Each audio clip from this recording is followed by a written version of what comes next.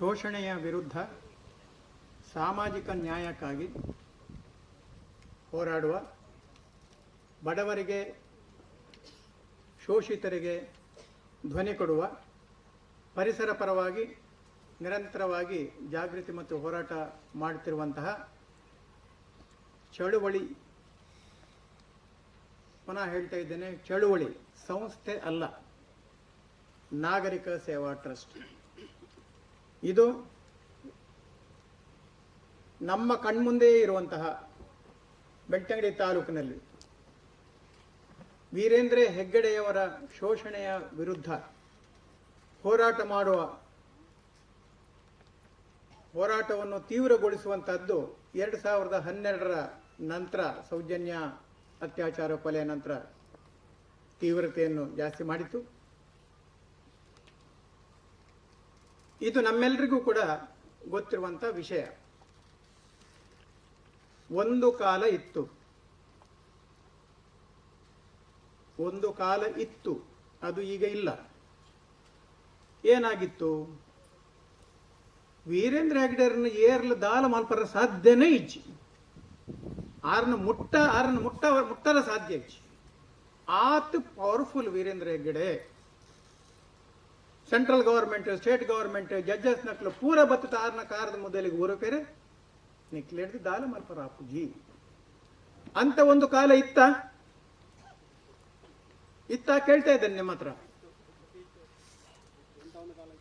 ಇತ್ತು. ಈಗ ಎಲ್ಲರಿಗೂ ಗೊತ್ತಿಲ್ಲದಿರಬಹುದು, ಆದರೆ ಇಲ್ಲಿ ಹೆಚ್ಚಿನವರಿಗೆ ಗೊತ್ತಿದೆ. ಈಗ ಆ ಕಾಲ ಉಲ್ಟಾ ಆಗಿದೆ. ಹೌದಾ ಅಲ್ವಾ?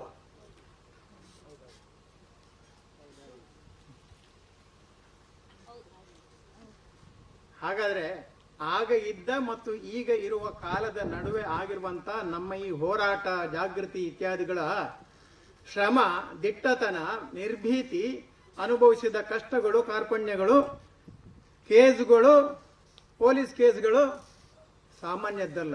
ಯಾಕಂದ್ರೆ ಅವರು ಅದೆಲ್ಲವನ್ನೂ ಮಾಡಬಲ್ಲ ಮಹಾನ್ ಶಕ್ತಿ, ಕ್ರೂರ ಶಕ್ತಿ, ಎಲ್ಲವನ್ನೂ ಪ್ರಯೋಗ ಮಾಡಿದ್ದಾರೆ. ಅದೆಲ್ಲವನ್ನು ಮೆಟ್ಟಿ ನಿವಂತು ಇವತ್ತು ನಾವು ಎಲ್ಲಿಗೆ ಬಂದು ಮುಟ್ಟಿದ್ದೇವೆ ಅಂತ ಹೇಳಿದ್ರೆ, ಇವತ್ತು ನಡುಕ ಇರುವಂತಹದ್ದು ವೀರೇಂದ್ರ ಹೆಗ್ಗಡೆಯವರಿಗೆ, ನಮಗೆ ಅಲ್ಲ. ಈ ಸ್ಥಿತಿಗೆ ಬಂದಿದೆ. ಹೇಗೆ ಸಾಧ್ಯ ಆಯಿತು? ಸಾಧ್ಯ ಆಗಿರುವಂತಹದ್ದು ನಾವಿಲ್ಲಿ ನೆರೆದಿರುವಂತಹ ನಮ್ಮೆಲ್ಲರ ಒಂದು ಪ್ರಯತ್ನದಿಂದ, ಸಾಮೂಹಿಕ ಪ್ರಯತ್ನದಿಂದ ಇದು ಸಾಧ್ಯ ಆದದ್ದು. ಇಲ್ಲದ ಹೋದ್ರಿಂದ ಸಾಧ್ಯ ಆಗ್ತಿರಲಿಲ್ಲ.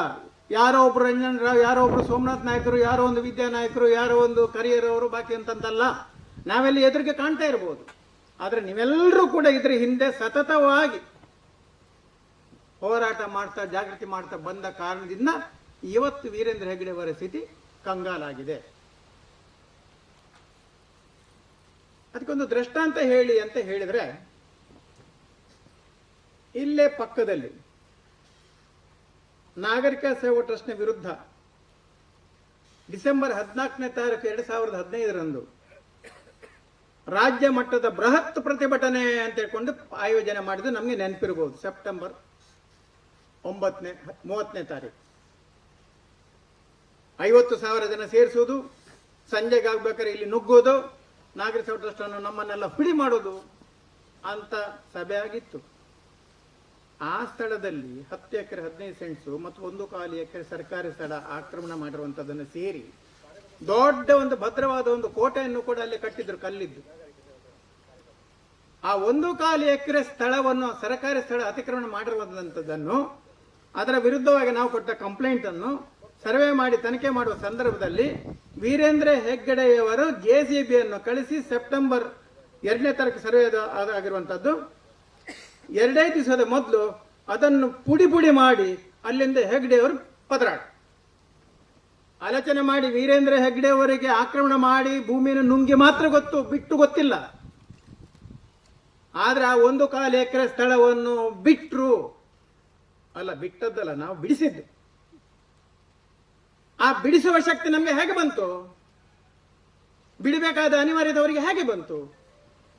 ದೇವ ಮಾನವ, ನಡೆದಾಡುವ ಮಂಜುನಾಥ, ಮಾತನಾಡುವ ಮಂಜುನಾಥ, ಪದ್ಮವಿಭೂಷಣ, ರಾಜರ್ಷಿ, ಓಹೋ, ಒಂದು ಡಿಗ್ರಿಗಳನ್ನು ನೀವು ನೋಡಿದ್ರೆ ಅಂತ ಪವರ್ಫುಲ್ ಮನುಷ್ಯ ಒಂದು ಕಾಲು ಎಕರೆಯನ್ನು ಬಿಟ್ಟು ಓಡಿದ್ರು. ಓಡುವ ಹಾಗೆ ನಾವು ಮಾಡಿದ್ವಿ. ನಂತರ ಸುರಾಗುತ್ತೆ, ಈಗ ಇನ್ನು ಸುರಾಗುತ್ತೆ. ಧರ್ಮಸ್ಥಳದಲ್ಲಿ ಅವರು 240ರಿಂದ 300 ಎಕರೆ ಸ್ಥಳವನ್ನು ಅತಿಕ್ರಮಣ ಮಾಡಿದ್ದಾರೆ. ಯಾರು ನಂಬಲಿಕ್ಕೆ ಸಾಧ್ಯವ? 240ರಿಂದ 230 ಎಕರೆ ಸರ್ಕಾರಿ ಸ್ಥಳ ಮತ್ತು ಸ್ವಲ್ಪ ಅರಣ್ಯ ಭೂಮಿ, ಅದೆಲ್ಲವನ್ನು ಕಂಡು ಹಿಡಿದವು. ಇಲ್ಲಿ ಕರಿಯರವರು ಇದ್ದಾರೆ, ಮಂಜುನಾಥರು ಇದ್ದಾರೆ, ಸೆಬೆಸ್ಟಿಯನ್ರು ಇದ್ದಾರೆ, ಮನೋಜರು ಇದ್ದಾರೆ. ಧರ್ಮಸ್ಥಳದ ದೊಡ್ಡ ಟೀಮೇ ಇದೆ. ಒಂದು ಕಾಲದ ಧರ್ಮಸ್ಥಳದ ವಿರುದ್ಧ ಮಾತಾಡಿದ್ರೆ ಅವರು ಹಣ ಸಿಕ್ತಿತ್ತು. ಅವರ ವಿರುದ್ಧ ಮಾತಾಡಿದ್ರೆ ಕೂಡಲೇ ಲೆಪಲಯ ಬೂಡಿಗೆ ಬಂದ ಕೂಡಲೇ ಹೊಡೆದು ಬಡದು ಮಾಡಿ ಮರದು ಸಹ ಒಂದು ಪುದುವೆಟ್ಟು ಇಲ್ಲಾದ್ರೆ ಎಲ್ಲಿಯಾದ್ರೂ ಒಂದು ಅರಣ್ಯದಲ್ಲಿ ಇರ್ತಿದ್ದರು. ಆದ್ರೆ ಈ ಇಡೀ ಟೀಮ್ ಒಂದು ನೊಣ ಕೂಡ ಪ್ರವೇಶ ಮಾಡಲಿಕ್ಕೆ ಸಾಧ್ಯ ಇಲ್ಲದಿರುವಂತಹ ವೀರೇಂದ್ರ ಹೆಗ್ಗಡೆ ಅವರ ಸ್ಥಳಗಳನ್ನು, ಅತಿಕ್ರಮಣದ ಸ್ಥಳಗಳನ್ನು ಪ್ರವೇಶ ಮಾಡಿ, ಫೋಟೋ ತೆಗೆದು, ವಿಡಿಯೋ ಮಾಡಿ, ನಾವು ಅದನ್ನು ಫೇಸ್ಬುಕ್ನಲ್ಲಾಗಿ ಪ್ರಚಾರ ಮಾಡಿ, ಎಲ್ಲ ಮಾಡಿ ಅದಕ್ಕೆ ಧ್ವನಿಗೂಡಿಸಿದ ನಮ್ಮ ನಿರ್ಭೀತ ಪತ್ರಿಕೆಗಳಾದ ಪೊಲೀಸ್ ವಾಣಿ ಮತ್ತು ಪಬ್ಲಿಕ್ ಸ್ಟಾರ್ ಎಲ್ಲ ಪಬ್ಲಿಷ್ ಮಾಡಿ ಇವತ್ತು ಬಟ್ಟ ಬಯಲಾಗಿ ಬೆತ್ತಲಾಗಿ ಹೋದ್ರು ವೀರೇಂದ್ರ ಹೆಗ್ಗಡೆ ಅವರು ಮಾಡಿರುವಂತಹ ಅಕ್ರಮಗಳು ಎಲ್ಲ ಪೇಪರ್ನಲ್ಲಿ ಬಂದಿದೆ. ಇಲ್ಲೇ ಇದ್ದಾರೆ ಅರುಣ್ ಬೋಳಿಯಾರು, ಸ್ವಲ್ಪ ನಿಲ್ಲಿಸುವ. ಅರುಣ್ ಬೋಳಿಯಾರ್ ಅಂದ್ರೆ ಇವರೇ. ನಾವು ಫೇಸ್ಬುಕ್ನಲ್ಲಿ, ವಾಟ್ಸಪ್ನಲ್ಲಿ ಮಾತ್ರ ನೋಡಿದ್ದೇವೆ. ಅವರ ವಿಡಿಯೋವನ್ನು ಕೇಳಿ. 4 ಎಕರೆ ಇವರ ತಾಯಿ ಹೆಸರಿನ ದೇವಕ ಹೆಸರಿನಲ್ಲಿ ಇದ್ದಿರುವಂತಹ ಭೂಮಿಯನ್ನು ಅಕ್ರಮ ಸಕ್ರಮದಲ್ಲಾಗಿರುವಂತಹದ್ದು 400 ಎಕರೆ 400 ರಬ್ಬರ್ ಗಿಡಗಳನ್ನು ಕಡಿದು ಹಾಕಿ, ಗೇರು ಬೀಜಗಳನ್ನು ನಾಶ ಮಾಡಿ, ಗೇರು ಮರಗಳನ್ನು ನುಂಗಿದ ವೀರೇಂದ್ರ ಹೆಗ್ಗಡೆ, ಅದರ ಸುತ್ತಮುತ್ತಲಿರುವಂತಹ 36ರಿಂದ 40 ಎಕರೆ ಭೂಮಿಯನ್ನು ಕಬಳಿಸಿದ ವೀರೇಂದ್ರ ಹೆಗ್ಗಡೆ ಅವರ ವಿರುದ್ಧವಾಗಿ ಧ್ವನಿ ಎತ್ತಿದ್ರು. ವಿಡಿಯೋದಲ್ಲಿದೆ. ಸ್ವಲ್ಪ ಹೆದರಿಕೆ ಇತ್ತು ಆಗ ಮನೆಯವರಿಗೆ ಅಲ್ವಾ, ಏನ್ ಮಾಡ್ತಾರೋ ಅಂತ. ಏನು ಮಾಡಿಲ್ಲ. ಏನಾದ್ರು ಆಯ್ತು? ಇಲ್ಲಿವರೆಗೆ ಇದ್ದೀರಲ್ಲ, ಆರಾಮಿದ್ದಾರೆ. ಅಷ್ಟಕ್ಕೆ ನಿಂತಿದ್ದ. ಕೆಲವರಿಗೆ ಇತ್ತು ತಮ್ಮರೈ ಕಾಲು ಬತ್ತಂಡ, ಜನ ಬತ್ತಂಡ, ನನಂಜು ಬತ್ತಂಡ. ವಿಡಿಯೋ ನೋಡಿದ ಕೂಡಲೇ ಬಾಕಿಯವರಿಗೆಲ್ಲ ಗಾಬರಿ. ಅಂದ್ರೆ ಅವರ ಹಿಸ್ಟ್ರಿ ಗೊತ್ತುಂಟಲ್ಲ ಏನ್ ಮಾಡ್ತಾರಂತ. ಮನೆಯವರಿಗೂ ಗಾಬರಿ ಇತ್ತು, ಅವರ ಮಗಳಿಗೂ ಭಾರಿ ಹೆದರಿಕೆ ಇತ್ತು. ಯಾಕಂದ್ರೆ ಸೌಜನ್ಯ ಚಿತ್ರಣ ತಲೆಯಲ್ಲಿರುವಂತದ್ದಲ್ಲ ಸಹಜ. ಒಂದು ಮೇನ್ ರೋಡ್ನಿಂದ 1 ಕಿಲೋಮೀಟರ್ ಒಳಗೆ ನಡೆದು ಹೋಗ್ಬೇಕು, ಕಾಡು.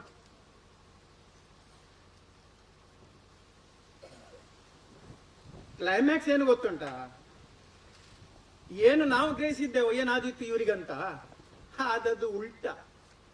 ACF ಶಾಸಕರನ್ನು ಹಿಡ್ಕೊಂಡು ಹೋಗಿ ಧರ್ಮಸ್ಥಳದ ಗೆಸ್ಟ್ ಹೌಸ್ ನಲ್ಲಿ ಮೀಟಿಂಗ್ ಮಾಡಿ ಹರ್ಷೇಂದ್ರನು ಕೂಡ ಅಲ್ಲಿಗೆ ಬರ್ಲಿಕ್ಕೆ ಕೇಳಿ ಅಲ್ಲ, ಅವರನ್ನು ಕೇಳಬೇಕಲ್ಲ. ಕಾವಂದರು, ಮಿನಿ ಕಾವಂದರು, ಸಣ್ಣ ದನಿಗಳು ಅಲ್ಲಲ್ಲ. ಈಗೆಲ್ಲ ಅದೆಲ್ಲ ಬುಡ್ಲೆ ಅಂತ ಹೇಳ್ತಾರೆ. ಬರ್ಲಿಕ್ಕೆ ಹೇಳಿ ಅವ್ರದ್ದು ಭೂಮಿಯನ್ನು ನೀವು ಆಕ್ರಮಣ ಮಾಡಿದ್ದೀರಿ, ಖಾಸಗಿ ಭೂಮಿ ಅಕ್ರಮ ಸಕ್ರಮ, ಅದನ್ನು ಬಿಡಬೇಕು ಅಂತ ಹೇಳಿ. ಇಲ್ಲ ಅದು ನಾವು ಕ್ರಯ ಕೊಟ್ಟಿದ್ದೇವೆ ಅವ್ರಿಗೆ 2,000 ರೂಪಾಯಿಗೆ, ಎಲ್ಲ 20,000 ಅಣ್ಣ 15,000 ಕೊಟ್ಟಿದ್ದಾರೆ. 400 ಮರ ಕಡ್ದದ್ದಕ್ಕೆ ಜೊತ್ತೊಂದು ಕೋಲ ತೆಗೆದುಕೊಂಡು ಹೋಗೋದು. AC ಅವರು ಹೇಳಿ ಅದನ್ನು ಬಿಡ್ಬೇಕಾಗ್ತದೆ. ಇಲ್ಲ ನಾವು ಅದನ್ನು ಕ್ರಯ ಕೊಟ್ಟು ತಗೊಂಡಿದ್ದೇವೆ, ಬಿಡ್ಬೇಕಾಗ್ತಂತ ಹೇಳಿ. ಇದೇ ಹರ್ಷೇಂದ್ರ ಕುಮಾರ್ ಪರಮ ದುಷ್ಟ, ಕ್ರೂರಿ, ಮರ್ಡರರ್ ಏನೆಲ್ಲ ಉಂಟು ಅದೆಲ್ಲವೂ ಕೂಡ ಕ್ವಾಲಿಟಿಗಳಿರುವಂತಹದ್ದು. ಮೊನ್ನೆ ಹಾಕಿದ್ದೇವೆ ನಾವು, ಲಂಕೇಶ ಪತ್ರಿಕೆಯಲ್ಲಿ ಬಂದಿರುವಂತಹದ್ದು. ಜಯಮಾಲನ ಕೊರಳಲ್ಲಿ ವಜ್ರದ ಕಂಠಿಹಾರ.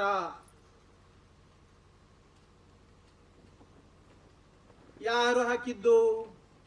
ಹೆಗ್ಗಡೆಯವರ ಸುಪುತ್ರರು, ರತ್ನವರ್ಮ ಹೆಗ್ಗಡೆಯವರು ಲಂಕೇಶದಲ್ಲಿ ಹಾಕಿದ್ದಾರೆ. ಆಗ ಹೊರಗೆ ಹಾಕಿದ ನೇಮರಾಜ್ ಕೊಂಡೆ. ಆ ನೇಮರಾಜ್ ಕೊಂಡೆ ಇವರ ಬಲಗೈ ಬಂಟ. ಆ ಬಂಟನಿಗೆ ಹೊರಗೆ ಯಾರು ಕೂಡ ಮನೆ ಕೊಡ್ಲಿಕ್ಕೆ ತಯಾರಿಲ್ಲ. ಗಂಡ ಹೆಂಡತಿಯನ್ನು ಹೊರಗೆ ಹಾಕಿದ್ರು. ಅವರು ಉಪವಾಸ ನಿಂತಿದ್ರು. ಅವರ ಹೆಂಡತಿ ಸತ್ಯ ಹೊರಗೆ ಬಲ್ಲುವವರೆಗೆ ಅಂತಕೊಂಡು ಹೇಳಿ ಅವರಿಗೆ ಆಶಯವನ್ನು ವಸಂತ ಬಂಗೇರ ಮತ್ತು ನಾವು ಮಾಡಿಕೊಟ್ಟದ್ದು. ಇವತ್ತಿಗೂ ಇದ್ದಾರೆ ಅವರು ಇನ್ಶೂರೆನ್ಸ್, ಇವತ್ತಿಗೂ ಇದ್ದಾರೆ. ಯಾರು ಬೇಕಾದ್ರೂ ಹೋಗಿ ಖಾಸಗಿಯಾಗಿ ಅವ್ರ ಹತ್ರ ಕೇಳಿ. ಆಗ ಕೋಟಿಗಟ್ಟಲೆ ರೂಪಾಯಿ ಇವರ ಹೆಂಗಸಿನ ಚಾಟ ಹೇಳುವಂಥದ್ದು. ನಂತರ ಪದ್ಮಲತಾ ಇಲ್ಲಿ ಯಾವಾಗಲೂ ನನಗೆ ಸ್ವಲ್ಪ ತಮಾಷೆ ಮಾಡ್ತಾರೆ ಇವರು. ಆಗ ಪದ್ಮಲತಾ ಮಠ ಕೇಸ್ನಲ್ಲಿ ನಾವು ಹೆಗ್ಡೆ ಅವರಿಗೆ ಸಪೋರ್ಟಿಗೆ ಇದ್ದವರು. ನಂತರ ಅಲ್ಲಿಂದ ನಾವು ಡೈವೋರ್ಸ್ ಆದದ್ದು ಅವ್ರ ಹತ್ರ. ಪದ್ಮಲತಾ ಮಠ ಕೇಸ್ ಮಾಡಿದವರು, ಅದರದ್ದು ಕೂಡ ಮೊನ್ನೆ ಬಂತು. ಹರ್ಷೇಂದ್ರ ಅಂಡ್ ಕಂಪನಿ ಅವ್ರದ್ದು ಪಾತ್ರ.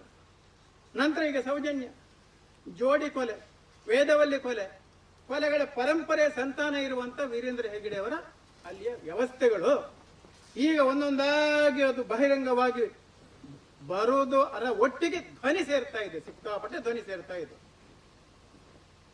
ಅಂತ ಹರ್ಷೇಂದ್ರ ಕುಮಾರ್ ಇಡೀ ಧರ್ಮಸ್ಥಳವನ್ನು ತನ್ನ ಕಂಟ್ರೋಲ್ ನಲ್ಲಿ ಇಟ್ಕೊಂಡಿರುವಂತಹ, ಧರ್ಮಸ್ಥಳದ ರಾಜಪ್ರಭುತ್ವವನ್ನು ಇಟ್ಟುಕೊಂಡಿರುವಂತಹ, ಆನೆಯಲ್ಲಿ ಮೆರೀತಿರುವಂತಹ, ದಲಿತರನ್ನು ಕಾಲ ಕಸಕ್ಕಿಂತ ಕಡೆಯಾಗಿ ನೋಡ್ತಿದ್ದಂತಹ ಅವರು ಪರಸ್ಪರ ಒಂದು ಗದ್ದೆಯಲ್ಲಿ ಈಟೆಯನ್ನು ಪರಸ್ಪರ ಏನದು ಈಟೆ ಹಾಕಿಕೊಂಡು ಏನ್ ಕರೆಯೋದು, ಈಟೆ ಹಾಕಿ ಅಂತ ಮಾಡ್ತಿದ್ದದ್ದು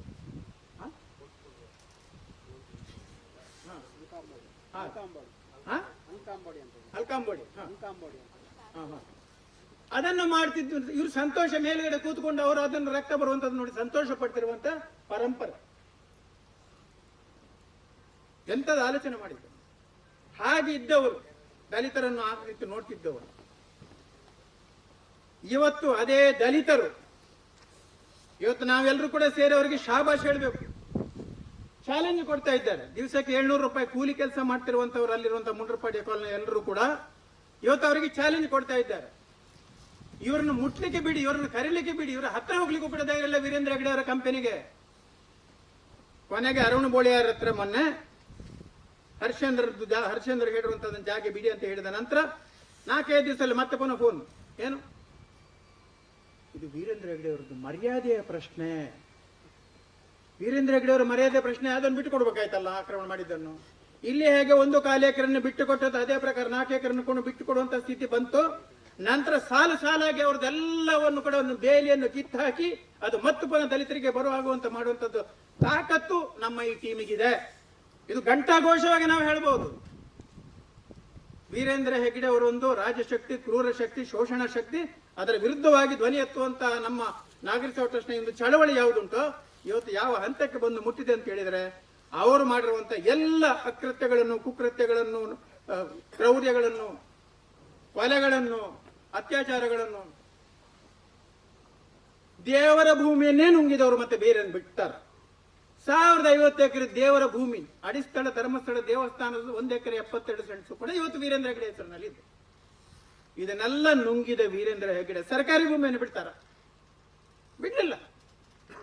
ಆದ್ರೆ ಅವರು ಬಿಡುದಿಲ್ಲ ಅಂತ ಹೇಳ್ಕೊಂಡು ನಾವು ಸುಮ್ಮನೆ ಕೂತಿದ್ದಿದ್ರೆ ಪ್ರಜಾಪ್ರಭುತ್ವಕ್ಕೆ ಅರ್ಥ ಇಲ್ಲ ಅಂತ ಆಗ್ತಿತ್ತು. ಪ್ರಜಾಪ್ರಭುತ್ವವೇ ಶ್ರೇಷ್ಠ, ಸಂವಿಧಾನವೇ ಶ್ರೇಷ್ಠ, ಬಾಬಾ ಸಾಹೇಬರದ್ದು ಅಂದ್ರೆ ನಮ್ಮೆಲ್ಲರದ್ದು. ಅದರ ಶ್ರೇಷ್ಠತೆಯನ್ನು ಉಳಿಸಿಕೊಳ್ಳುವುದಕ್ಕೆ, ಪ್ರಜಾಪ್ರಭುತ್ವದ ಮಹತ್ವವನ್ನು ಉಳಿಸಿಕೊಳ್ಳಲಿಕ್ಕೆ ನಾವು ಕಷ್ಟ ಆದ್ರೂ ಕೂಡ ನಾವೆಲ್ಲರೂ ಸೇರಿ ಮಾಡಿದವಲ್ಲ. ಇವತ್ತು ಪ್ರಜಾಪ್ರಭುತ್ವಕ್ಕೆ ಅವರು ಬಗ್ಗಬೇಕಾದಂತ ಸ್ಥಿತಿ ಬಂತು. ಅಧಿಕಾರಿಗಳೆಲ್ಲರೂ ಕೂಡ ಅವರು ಹೇಳಿದಾಗೆ ಕೇಳ್ತಾ ಇಲ್ಲ. ಇವತ್ತು ಅಧಿಕಾರಿಗಳು ಯಾರು ಕೂಡ ಇಲ್ಲೇ ಮುಂಚೂಣಿಯಲ್ಲಿ ಇದ್ದಿರುವಂತ ಒಬ್ಬರು ಲೀಡ್, ಅವ್ರದ್ದೊಂದು ಕಂದಾಯ ಇಲಾಖೆ ಅಂತ ಉಂಟು, ಸುಭಾಷ್ ಮತ್ತು ಯುವರಾಜ್ ಕಂದಾಯ ಇಲಾಖೆ ಇದ್ದ ಅವ್ರದೇ, ಧರ್ಮಸ್ಥಳ ರಾಜಪ್ರಭುತ್ವದ ಕಂದಾಯ ಇಲಾಖೆ. ಇಬ್ಬರಿಗೂ ಕೂಡ ದಮ್ಮಿಲ್ಲ ಅಲ್ಲ, ಇಡೀ ಅವರ ಹೆಗ್ಗಡೆ ಅವರಿಗೆ ದಮ್ಮಿಲ್ಲ. ಯೋಗಾನಂದ್ರು ಒಳ್ಳೆ ಹೆಡ್ಡಿಂಗ್ ಕೊಟ್ಟಿದ್ರು, ದಮ್ಮಿಲ್ಲ ಅಂತ ಹೇಳ್ತಿದ್ದೆ. ಅವರು ಮೊನ್ನೆ ಹೇಳ್ತಾ ಇದ್ರು, ನನ್ನ ಭಂಗ ಉಂಡು ಬೇಲೆ ಮಲ್ಪನ ಅಂತ. ಯುವರಾಜ್ ಭಂಗ ಉಂಡು ಬೇಲೆ ಮಲ್ಪನ. ಹೆಗ್ಗಡೆ ಅವರು ಅಂತ ಹೇಳಿದ್ರೆ ಮೆರೀತಿದ್ದವರು ಇವತ್ತು ಹೆಗ್ಗಡೆ ಅವರ ಅಂಡರ್ನಲ್ಲಿ ಕೆಲಸ ಮಾಡ್ಲಿಕ್ಕೆ ದಮ್ಮು ಇಲ್ಲ.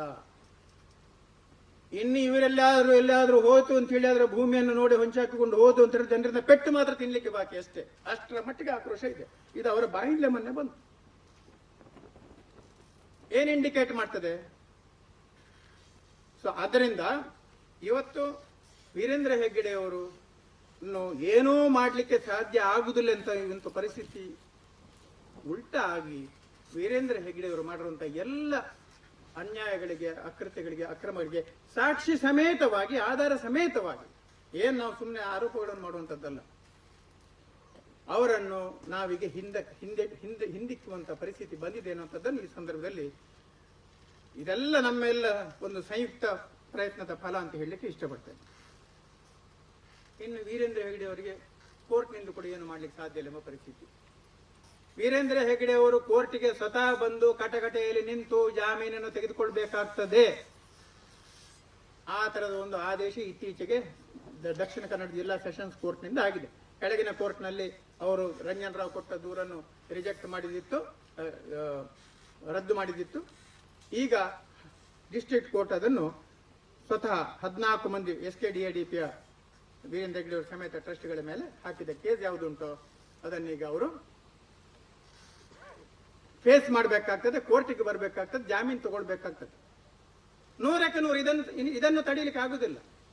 ತಡೆ ತಂದಿದ್ದಾರೆ ಹೈಕೋರ್ಟ್ನಿಂದ, ಆದ್ರೆ ಅದು ತಡೆ ಟ್ರಯಲ್ ಮಾಡ್ಲಿಕ್ಕಲ್ಲ, ವಿಚಾರಣೆಗಲ್ಲ. ಸೊ ಇದು ಈಗ ಸದ್ಯದಲ್ಲೇ ಆಗ್ಲಿಕ್ಕಿದೆ, ಕಾಯ್ತಾ ಇರಿ. ಇನ್ನು ನಮ್ಮ ಹತ್ರ ಹಿಂದೆ ನನ್ನ ಹತ್ರ ವಿದ್ಯಾ, ರಂಜನು, ದಯಾನಂದ ಅಥವಾ ಇವ್ರ ತರ ಎಲ್ಲ ಮಾತಾಡ್ಲಿಕ್ಕೂ ಕೂಡ ಹೆದರ್ತಿದ್ರು. ಅಡೆಗೆ ಹೋಗ್ಕೊಂಡು ಮಾರೆ ನ್ಯೂಸ್ ಹೋಗ್ಕೊಂಡು ಅಡೆಗೆ ಅಂತ. ನಾವಂದ್ರೆ ಹೆಗಡೆ ವಿರೋಧಿಗಳಲ್ಲ, ನಮ್ಮ ಹತ್ರ ಮಾತಾಡ್ಲಿಕ್ಕೆ. ಆದ್ರೆ ಈಗ ನಮ್ಮನ್ನು ಕರೆದು ಮಾತಾಡ್ತಾರೆ ಅಂತ. ಸಭೆ ಸಮಾರಂಭ ಎಲ್ಲಿ ಹೋದ್ರು ಕೂಡ ಏನ್ ತೊಂದರೆ ಇಲ್ಲ. ಮತ್ತೊಂದು ಹೇಳಿಕೊಂಡು ಅದರೊಟ್ಟಿಗೆ ನೀವೆಲ್ಲ ಆಗ್ಬೋದು ಮಾರ, ಭಯಂಕರ ಧೈರ್ಯ, ಎದುರಿಸಿದ್ರಲ್ಲ, ಬಗ್ಸಿದ್ರಲ್ಲ, ಭಾರಿ ಧೈರ್ಯ, ಈಗ ದೋಸ್ತಿ ಅಂದ್ರೆ ಗೊತ್ತಾಗಿದೆ ಆಚೆದು ಮಗಿಸದಂತೆ. ಸೊ ಇದೊಂದು ಇಂಡಿಕೇಟರ್ಗಳು ಅಂತ ಹೇಳಿ. ಹಾಗೆ ಹಿಂದೆ ನಮ್ಮ ಕಚೇರಿಗೆ ನೋಟಿಸ್ಗಳು ಬರ್ತಾ ಇತ್ತು, ಪೊಲೀಸ್ನವ್ರು ನೋಟಿಸ್ ತರೋದು, ರಿಜಿಸ್ಟರ್ಡ್ ಪೋಸ್ಟ್ ಕೋರ್ಟ್ನಿಂದ ಸಹ ಬರುವಂಥದ್ದು, ಇಲ್ಲಿಂದ ಲಾಯರ್ ಇಂದ ಬರುವಂಥದ್ದು, ಸಾರಾಗ ನೋಟಿಸ್ಗಳು. ಇದು 8 ವರ್ಷದ ಹಿಂದಿನ ಕಥೆ ಹೇಳುದು. ಎಲ್ಲ ನಿಂತಿತ್ತು. ಈಗ ಬರೋದೆಲ್ಲ ನಮ್ಗೆ RTI ನಲ್ಲಿ ತೆಗೆದದ್ದು, ಹೆಗಡೆ ಅವರ ವಿರುದ್ಧ ನೋಟಿಸ್ಗಳು, ಬಾಕಿದೆಲ್ಲ ಹೆಗಡೆ ಅವರಿಗೆ ಸಂಬಂಧಪಟ್ಟದ್ದು ವಿರುದ್ಧವಾಗಿರುವಂತದ್ದು ಬರ್ತಾ ಇರುವಂತದ್ದು. ಕಂಪ್ಲೀಟ್ ಚಿತ್ರಣ ಬೇರೆ. ಎಷ್ಟು ಕೇಸ್ ಹಾಕಿದ್ರು? 9 ಕೇಸ್ ಹಾಕಿದ್ರು, 2 ಮಾತ್ರ ಉಂಟು ಕೋರ್ಟ್. 5 FIR ಹಾಕಿದ್ರು, ಎಲ್ಲೋ ಪುಸ್ತಕ ಆಯ್ತು. ಈಗಿರುವ ಕೇಸ್ ಉಂಟಲ್ಲ, 3 ತಿಂಗಳ ಶಿಕ್ಷೆ 25 ಲಕ್ಷ. ಈ 3 ತಿಂಗಳ ಶಿಕ್ಷೆ ಅಂತ ಪೇಪರ್ನಲ್ಲಿ ಕೊಟ್ಟ ಕೂಡಲೇ ನಮ್ಗೆಲ್ಲರಿಗೂ ಕೂಡ ಅಯ್ಯೋ ಆಯ್ತಾ ಮರ, ಕೋರ್ಟ್ 3 ತಿಂಗಳು ಹೋಯ್ರು. ಪೇಪರ್ನಲ್ಲಿ ಮಾತ್ರ ಇದು 3 ಸಲ ಆಯ್ತು, ಮೇಲೆ ಕೆಳಗೆ ಹೋಗಿ. ನಾನಿಲ್ಲೇ ಇದ್ದೇನೆ, ನಾಯಕರು ಜೈಲಿಗೆ ಹೋಯ್ರ. ಈಗ ನಾನು ಹೇಳಿ ಯಾರನ್ನ ಹೆಗಡೆಲ್ಲ ಒಟ್ಟು ಹೋಗೋಣ ಜೈಲಿಗೆ ಅಂತ. ಆರಂಚೆ ಜೈಲಿಗೆ ಹೋಗ್ಲಿಕ್ಕೆ ಆಗುದಿಲ್ಲ ನಮ್ಗೆ, ಅಲ್ಲ ಹೋಗ್ಲಿಕ್ಕೆ ಕಳಿಸ್ಲಿಕ್ಕೆ ಆಗುದಿಲ್ಲ. ಎಂತ ಇದ್ರು ಕೂಡ ಅಪೀಲ್ ಸುಪ್ರೀಂ ಕೋರ್ಟ್ ತನಕ ಉಂಟು. ಅದರ ಪ್ರಶ್ನೆ ಅದಲ್ಲ, ಕೇಸ್ ಎಂತದ್ದು ಅಂತ. ನಮ್ಮ ಮೇಲಿರುವಂತ ಕೇಸ್ ಅಕ್ರಮ, ಭೂ ಕಬಳಿಕೆ, ಅತ್ಯಾಚಾರ, ಕೊಲೆ, ದರೋಡೆ, ಕಳ್ಳತನ, ಇದಲ್ಲ. ಈ ಸೆಕ್ಷನ್ ಯಾವುದು ಇಲ್ಲ. ಹೆಗ್ಗಡೆಯವರು ಅವರ ವಿರುದ್ಧವಾಗಿ ಸುಳ್ಳು ಆರೋಪ ಮಾಡಬಾರ್ದು ಅಂತ ಹೇಳಿ ಒಂದು ಕೋರ್ಟ್ನಿಂದ ತಡೆಯಾಜ್ಞೆ ತಂದಿದ್ದಾರೆ. ನಮ್ಮ ಮೇಲೆ ಕೇಸ್ ಏನಂತ ಹೇಳಿದ್ರೆ, ಆ ತಡೆಯಾಜ್ಞೆಯನ್ನು ನಾವು ಹೆಗ್ಡೆಯವರ ಮೇಲೆ ಆರೋಪ ಮಾಡಿ ಉಲ್ಲಂಘನೆ ಮಾಡಿದ್ದು ಯಾವುದುಂಟೋ ಅದು ಕೋರ್ಟ್ ನಿಂದನೆ ಅಂತ. ಕೇಸ್ ಅದು ಕೋರ್ಟ್ ಮತ್ತು ನಮ್ಮ ನಡುವೆ, ಹೆಗ್ಡೆ ಮತ್ತು ನಮ್ಮ ನಡುವೆ ಅಲ್ಲ. ಆದ್ರೆ ಅಲ್ಲಿರುವಂತಹ ತಡೆಯಾಜ್ಞೆ ಏನು? ಹೆಗ್ಡೆಯವರ ವಿರುದ್ಧ ಯಾವುದೇ ಸುಳ್ಳು ಆರೋಪ ಮಾಡಬಾರದು ಅಂತ. ನಮ್ಮ ವಾದ ನಾವು ಹೇಳುದಲ್ವ ಸತ್ಯ ಅಂತ. ಸೊ ಇದೀಗ ಕೇಸ್ ಇರುವಂತದ್ದು. ಅದಕ್ಕಾಗಿ ನಾನು ಉಲ್ಲಂಘನೆ ಮಾಡಿದೆ ಅಂತ ಹೇಳ್ಕೊಂಡು 3 ತಿಂಗಳ ಸಜೆ ಅಂತೇಳಿ ಹೇಳಿದ್ದಾರೆ. ಅದು ತಡೆ ಉಂಟು. ಇನ್ನು ಮತ್ತೆ ಪುನಃ ಹೈಕೋರ್ಟಿಗೆ ಹೋಗ್ತದೆ, ಮೇಲೆ ಹೋಗ್ತದೆ. ಅದು 15-25 ವರ್ಷದವರೆಗೆ ಸುಪ್ರೀಂ ಕೋರ್ಟ್ನಲ್ಲಿ ಏನಾಗೋದು ಬೇರೆ ವಿಷಯ. ಮತ್ತೆ ಕೊನೆಗೆ ಅದಕ್ಕೆ ಮತ್ತೆ ಮಾತಾಡ್ಲಿಕ್ಕಿಲ್ಲ. ಆದ್ರೆ ಇರುವಂತದ್ದು ಅದು. ಆದ್ರಿಂದ ಅದು ಅವರಿಗೆ ಗೊತ್ತಾಗಿದೆ. ಹಾಗಿದ್ರೆ ಈಗ ಯಾಕೆ ಕೇಸ್ ಮಾಡುದಿಲ್ಲ? 2016 ನಂತರ ನಮ್ಮ ಮೇಲೆ ಕೇಸೇ ಮಾಡುದಿಲ್ಲ. ಈಗಂತೂ ಮಾಡುದಿಲ್ಲ, ಎಷ್ಟು ಬೇಕಾದ್ರೆ ಕೇಸ್ ಮಾಡ್ಬೋದು ನಮ್ಮ ಮೇಲೆ. ಅಷ್ಟು ಹಾಕ್ತಾ ಇದ್ದೇವೆ ನಾವು ಫೇಸ್ಬುಕ್ ನಲ್ಲೆಲ್ಲ. ಯಾಕೆ ಮಾಡುದಿಲ್ಲ? ಮಾಡಿದ್ರೆ ಅದನ್ನು ಸಾಬೀತು ಮಾಡ್ಲಿಕ್ಕೆ ಅವ್ರಿಗೆ ಆಗುದಿಲ್ಲ. ಮಾತ್ರ ಅಲ್ಲ, ಅವರ ಮರ್ಯಾದೆ ಇದ್ದದ್ದು ಕೂಡ ಹೋಗ್ತದೆ. ಆದ್ರಿಂದ ಮಾಡುದಿಲ್ಲ.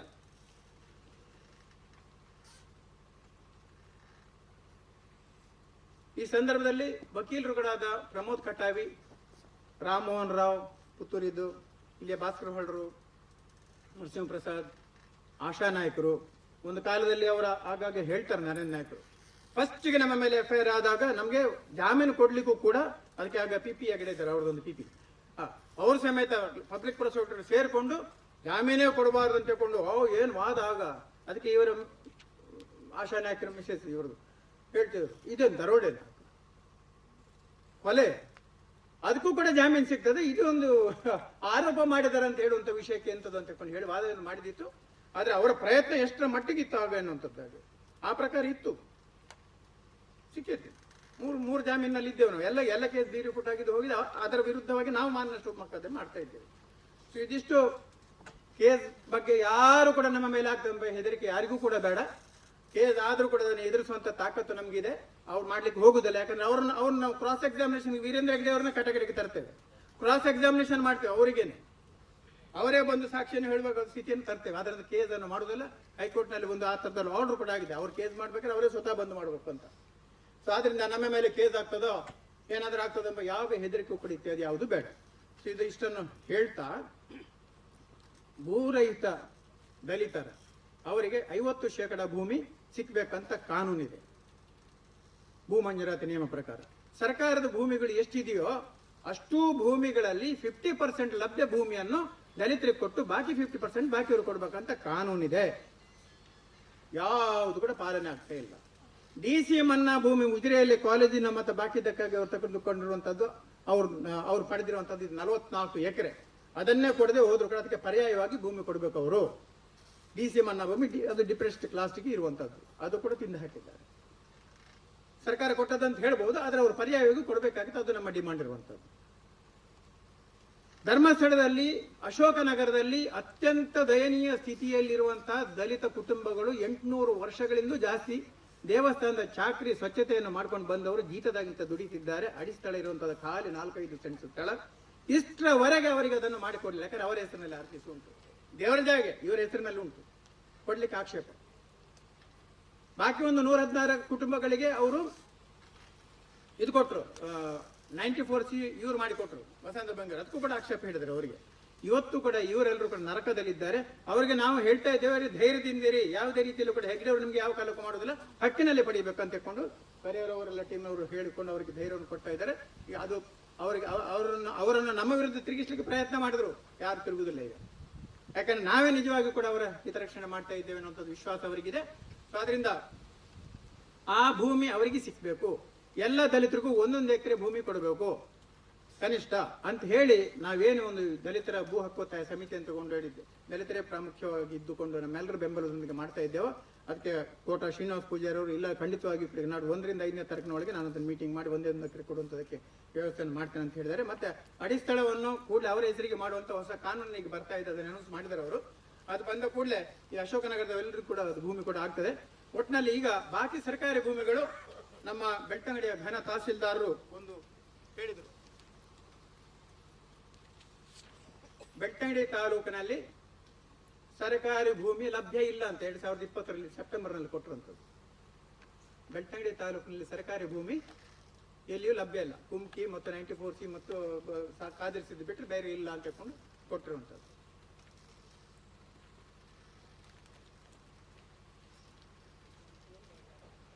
ನಿನ್ನೆ ಅಧಿಕೃತವಾಗಿ ಸಿಕ್ಕಿರುವಂಥದ್ದು, ನಿನ್ನೆ ಅಲ್ಲ ಮೊನ್ನೆ, ಕೊಕ್ಕಡ ಫಿರ್ಕಾದ್ದು ಧರ್ಮಸ್ಥಳದಲ್ಲಿ 2779.60 ಎಕರೆ ಸರ್ಕಾರಿ ಭೂಮಿ ಇದೆ. ಇದರಲ್ಲಿ ಹೇಳ್ತಾರೆ ಸರ್ಕಾರಿ ಭೂಮಿ ಇಲ್ಲ, ಬೆಳ್ತಂಗಡಿ ತಾಲೂಕಿನಲ್ಲೇ ಇಲ್ಲ. ಇದು ಧರ್ಮಸ್ಥಳ ಗ್ರಾಮದಲ್ಲಿ 2779. ಇದು ಅಧಿಕೃತ ಮಾಹಿತಿ. ಈಗ ಇದರಲ್ಲಿ ಕಾದಿರಿಸಿದ ಮತ್ತು ಕುಮ್ಕಿ ಮತ್ತು ಬಾಕಿದೆಲ್ಲ ಸೇರಿ 1000 ಎಕರೆ ಹೋದ್ರು ಕೂಡ 1500 ಎಕರೆ ನೆಟ್ ಉಂಟು. ಇದೆಲ್ಲ ಬರಬೇಕಾದ್ದು 50% ದಲಿತರಿಗೆ, ಈ 50% ಇತರರಿಗೆ ಬರಬೇಕಾದ್ದು. ಅದರಲ್ಲಿ 250 ಎಕರೆ ಅವರು ಹೆಗ್ಡೆ ಅವರು ನುಂಗಿದ್ದಾರೆ.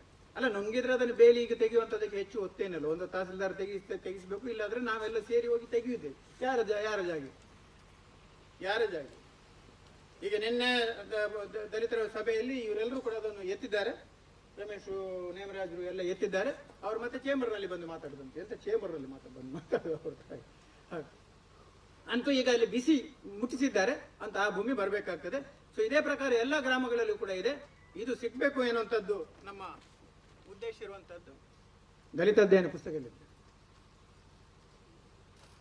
ಈ ಪ್ರಕಾರ ದಲಿತರಿಗಾಗಿ ಭೂಮಿ ಸಿಗ್ಬೇಕನ್ನುವಂತ ಉದ್ದೇಶದಿಂದ ನಾವು ಒಂದು ಏನು ಈ ಸಮಿತಿಯನ್ನು ರಚನೆ ಮಾಡಿಕೊಂಡು ಹೋರಾಟ ಮಾಡ್ತಾ ಇದ್ದೇವೋ, ಅದರ ಒಂದು ದೊಡ್ಡ ಸಮಾವೇಶವನ್ನು ಮುಂದಿನ ಫೆಬ್ರವರಿ ಮಾರ್ಚ್ ಹೊತ್ತಿಗೆ ನಾವು ಬಹುಶಃ ಮಾಡ್ಲಿಕ್ಕೆ ಸಾಧ್ಯ ಆದಿತ್ತು. ಯಾಕಂದ್ರೆ 500ರ ಮಿತಿಯನ್ನು ಮಾತ್ರ ಇದಕ್ಕೆ ನಮ್ಗೆ ಇಟ್ಟಿರೋದ್ರಿಂದ ನಾವೊಂದು 150-200 ಮಂದಿ ಕಾರ್ಯಕರ್ತರು ಮಾತ್ರ ಸೇರುವ ಅಂತ ಹೇಳ್ಕೊಂಡು ಯೋಚನೆ ಮಾಡಿದೆವು.